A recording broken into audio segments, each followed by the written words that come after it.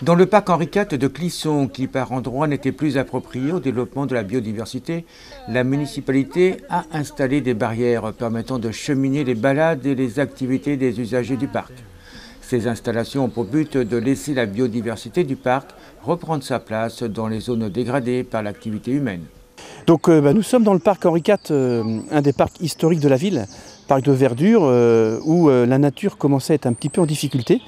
Et donc dans le cadre de notre agenda 21, un des axes principaux était d'étudier la biodiversité et de développer la biodiversité. Et c'est pour cela qu'on a fait ces petits aménagements. Alors concrètement, quels sont ces aménagements? Donc concrètement, c'est une mise en défense de certains secteurs du parc.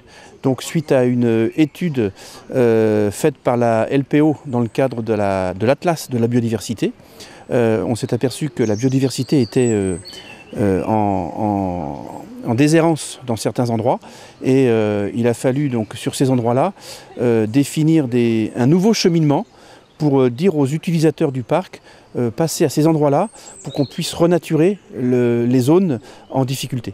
On connaît les causes. Alors les causes, c'est l'activité humaine. Hein. Avec le temps et les activités du XXe siècle, les promenades se sont intensifiées. On a les utilisateurs comme les vététistes et d'autres activités de pleine nature.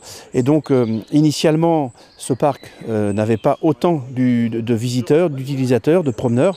Et les gens s'autorisaient finalement à prendre le chemin le plus court. Alors que historiquement, donc là on est sur le Moyen-Âge, les chemins étaient répertoriés et c'est un peu cet esprit-là qu'on a voulu remettre en avant. Alors la distance? La distance sur cette phase numéro 1 de travaux, il y a 350 mètres linéaires de clôtures de châtaigniers qui ont été installés sur l'ensemble des sites à protéger. Alors le coût de tout ça? On est sur une estimation, donc on a valorisé le coût à 12 000 € et on a obtenu une subvention de l'Office français de la biodiversité à hauteur de 10 000 €. Que peut-on trouver comme biodiversité donc ici à Henri IV? Alors ce qui a été relevé par la LPO, c'est un réservoir de biodiversité notamment pour les oiseaux, pour les orthoptères, donc tout ce qui est libellules, notamment avec la proximité de la Sèvre nantaise. Et aussi, on a beaucoup de reptiles qui ont été observés, notamment dans la partie sud du parc, avec tous les espaces rocailleux qui permettent aux reptiles de se thermoréguler et donc du coup d'aller vers cet espace.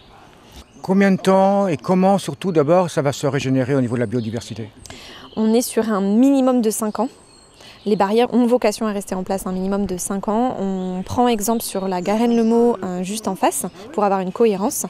Eux, ils sont sur une expérimentation au bout de 10 ans et ils ont vu la végétation, on va dire la strate arbustif, fougère, roncier est arrivée beaucoup plus tôt. Donc ça, on va l'avoir d'ici 1 ou 2 ans. Mais c'est tout ce qui est arbre, arbuste, eux vont mettre environ 5 ans minimum à ce que ça devienne à peu près concret et qu'ils atteignent des hauteurs de 2 mètres. Est-ce qu'il faudra l'aide de l'homme ou tout va se faire naturellement? Alors on espère que ça se fasse naturellement.